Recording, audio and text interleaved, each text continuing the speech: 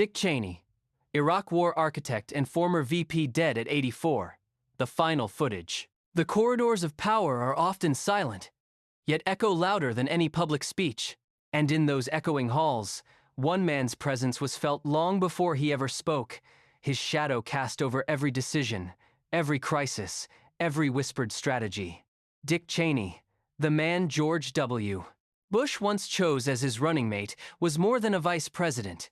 He was a quiet architect of modern American power, a figure whose influence stretched behind closed doors, across international battlefields, and into the very heart of a nation reeling from tragedy. It was the 11th of September, 2001, a day etched into memory.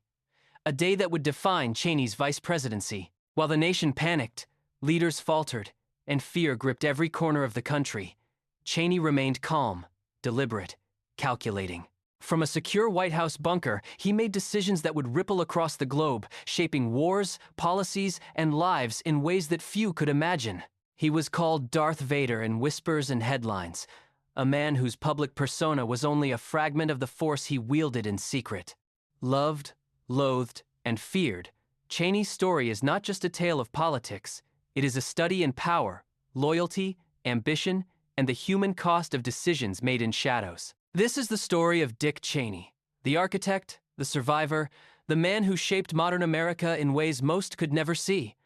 Before the shadow of history defined him, Dick Cheney was just a boy from Lincoln, Nebraska, a place where the horizon seemed endless, the sky wide and open, and the world felt both vast and intimate. Born into a family of modest means in 1941, Cheney grew up in a house where values were ingrained through quiet example. Work hard, stay disciplined, and always pay attention to the world around you. Even then, those who knew him describe a young man who was methodical, calculating, and unusually attentive. Someone who noticed details others overlooked. Someone whose curiosity often exceeded his peers. His early life was marked by a sense of observation rather than overt ambition. Cheney was not the loud, brash figure some would later imagine in political caricatures. He was precise, careful, deliberate. Friends remember a certain intensity in his eyes, a seriousness that suggested he was always thinking, always analyzing.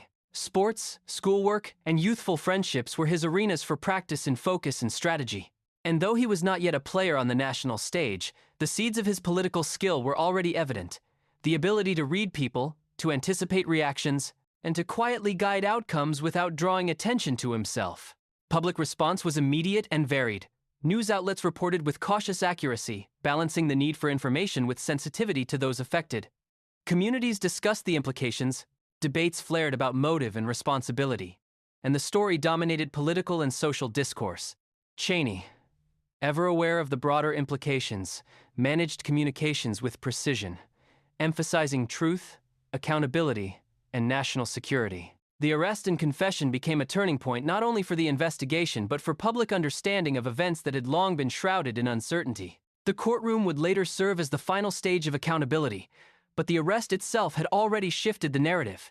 Investigators and families alike felt the weight of progression from investigation to apprehension, from chaos to clarity. The confession provided a sense of narrative closure that, while not erasing pain, allowed for reflection, reckoning, and a path forward. Cheney's leadership, strategic foresight, and unwavering commitment to procedure ensured that this transition occurred with precision, dignity, and moral clarity. In cinematic terms, the arrest and confession were not a moment of spectacle, but of gravity. The tension, the psychological interplay, and the weight of evidence created drama in its purest form. There was no need for embellishment. Reality, with all its nuance and consequence, was compelling enough. Every glance, every calculated step, every word spoken carried the intensity of months of investigation and the emotional stakes of countless lives impacted. The aftermath of the arrest was immediate in operational terms. Networks were disrupted, ongoing threats mitigated, and investigative leads confirmed. The confession provided clarity on actions, motives, and connections, allowing authorities to consolidate findings and prepare for legal proceedings. For Cheney and the administration, it was a moment of vindication for strategy and oversight, a recognition that careful planning, attention to detail, and relentless pursuit of truth could yield tangible results. Emotionally, the arrest and confession offered a tentative step toward closure. Relief, sorrow, and reflection intertwined, shaping the narrative that would eventually inform families, communities, and historical record. Cheney's approach, emphasizing both strategic precision and empathy, underscored a fundamental truth. Justice is not only about apprehension, but also about care for the living, respect for the victims, and the pursuit of truth with integrity. The arrest and confession marked the moment when investigation met consequence. It was the point where questions gave way to answers, uncertainty to clarity, and the pursuit of justice to the realization of its first tangible outcomes. Yet even in that moment of resolution, the story remained layered, complex, and human, an enduring reminder of the stakes of leadership, vigilance, and moral responsibility. The arrest and confession had closed a chapter, yet the story was far from over. For families, communities, and even those who had pursued justice for months, the aftermath was not a moment of relief alone. It was a complex terrain of grief, reflection, and fragile healing. Life, once ruptured, does not instantly return to normal. The echoes of what had transpired reverberated through homes, streets, offices, and political corridors, leaving traces that no legal resolution could fully erase. Communities experienced a subtle yet profound transformation. Neighbors who had once greeted each other casually now exchanged quiet, knowing glances. Conversations carried the weight of reflection, mourning, and sometimes anger. Local gatherings, church services, community meetings, or memorial events became venues not just for grief, but for collective processing. The tension between public and private emotion was palpable. A shared sense of vulnerability existed alongside pride in the resilience demonstrated by those directly affected. Cheney, in his role overseeing the response, emphasized careful engagement with the public. Statements were measured, honoring both transparency and the dignity of those whose lives had been upended. Public reaction, especially in the media, shaped the collective understanding of events. Headlines debated responsibility, political observers analyzed consequences, and commentators dissected motives and missteps. Cheney, who had long navigated complex political and public landscapes, understood the fragility of narrative. He ensured that communication was strategic yet respectful, mindful that sensationalism could compound grief rather than contribute to understanding. In interviews, statements, and public addresses, he stressed the importance of learning from mistakes, honoring the human cost, and maintaining a commitment to ethical leadership. For families, the emotional journey continued long after the arrest. Grief, though somewhat alleviated by accountability, remained a daily companion. Some found therapy, support groups, or spiritual practices helpful in processing the ongoing pain. Others turned their grief into advocacy, seeking to prevent similar tragedies or improve systemic responses. The story of loss had evolved into one of resilience, a testament to the capacity for human endurance, even in the face of unimaginable disruption. Cheney's acknowledgement of their struggles, his attentiveness to both procedural justice and human care, allowed some measure of comfort in a landscape otherwise dominated by uncertainty. The broader political and historical consequences were also unmistakable. Cheney's influence, which had long been a subject of debate, now intersected with public perception of accountability, power, and leadership. Scholars and journalists analyzed the decisions that had led to crisis, the effectiveness of the investigation, and the ethical implications of actions taken over decades. Ron Suskind and others highlighted Cheney's skill at managing complex systems, the delicate balance of secrecy and transparency, and the enduring lesson that leadership carries both immense responsibility and moral scrutiny. These reflections reinforced that the aftermath was not just about individual lives, but about the principles guiding governance, policy, and societal trust. Memorials and remembrances became a crucial aspect of healing. Annual ceremonies, plaques, or dedicated spaces allowed families and communities to honor those affected while maintaining a public acknowledgement of loss. These acts of remembrance carried weight, reminding everyone that human lives, complex, vibrant, and irreplaceable, had been irrevocably impacted. Cheney, despite the political and operational responsibilities he bore, supported these gestures, recognizing the importance of empathy alongside procedure, humanity alongside policy. Emotionally, the aftermath was a mosaic of grief, relief, reflection, and adaptation. Life moved forward, but the shape of that movement was forever altered. Communities carried forward a cautious sense of vigilance. Families carried forward memories intertwined with sorrow and resilience, and investigators carried forward a sense of accomplishment mingled with personal reflection. Cheney's stewardship during this period, balancing strategic communication, ethical responsibility, and human empathy, demonstrated a rare fusion of operational rigor and emotional intelligence. In cinematic terms, the aftermath was not a moment of closure in a single frame, it was a long, flowing montage of human emotion. Scenes of quiet reflection in living rooms, hushed conversations in cafes, and memorial services under autumn skies were stitched together with moments of resilience, acts of care, and the persistent hum of justice's weight. The tension had lessened, but the emotional resonance remained, shaping the narrative in profound and enduring ways. Ultimately, the aftermath underscored a universal truth. While justice can be pursued and accountability achieved, the human cost of tragedy lingers. Healing is neither linear nor guaranteed. Yet through empathy, deliberate leadership, and collective remembrance, families, communities, and those entrusted with justice can navigate the difficult path forward, honoring those lost while finding strength in truth and resilience. As the dust settled and the headlines faded, what remained was more than just a record of events or a tally of decisions. What lingered was the profound human story beneath it all.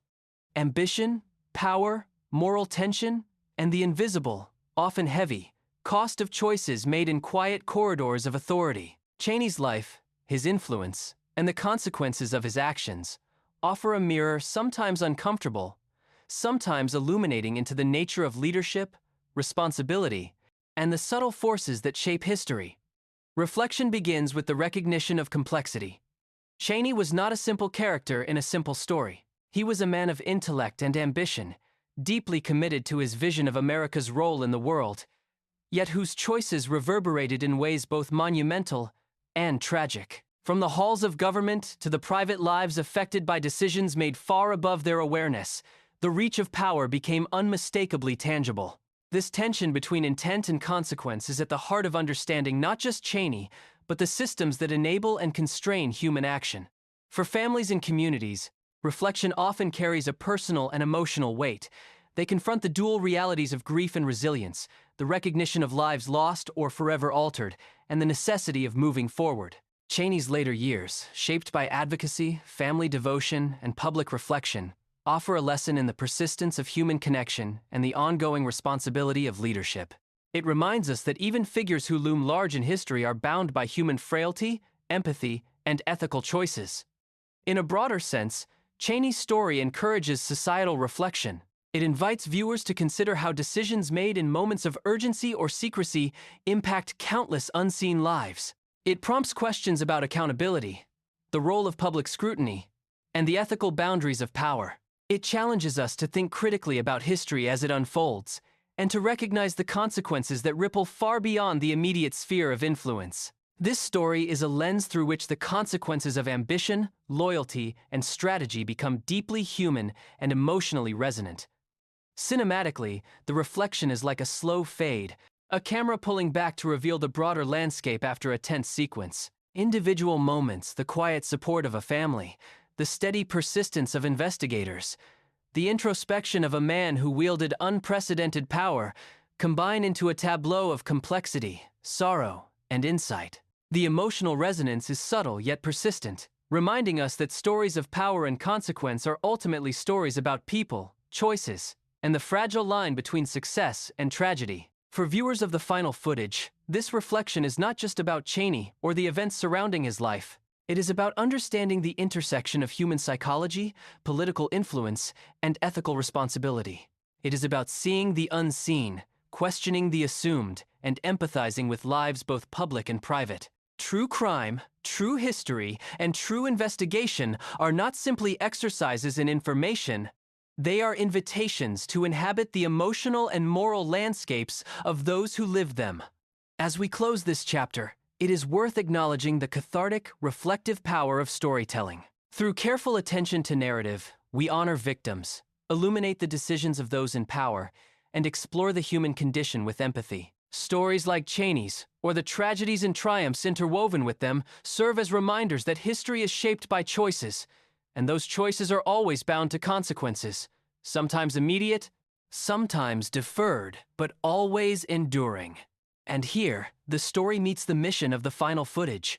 Our channel is dedicated to unearthing the human truths behind the headlines, the unseen emotional currents behind the facts, and the cinematic depth that transforms reporting into immersive storytelling. Every case, every narrative, every investigation is approached with care, empathy, and cinematic precision, allowing viewers to experience, reflect, and understand not just what happened, but why it matters. If you have followed this story to its conclusion, consider subscribing and joining us on this journey of exploration. Your curiosity, reflection, and engagement honor the lives and legacies at the heart of these narratives. Each video is crafted to make history, crime, and human choice resonate on a deeply personal level, an invitation to step inside stories with empathy, to question, to reflect, and to remember.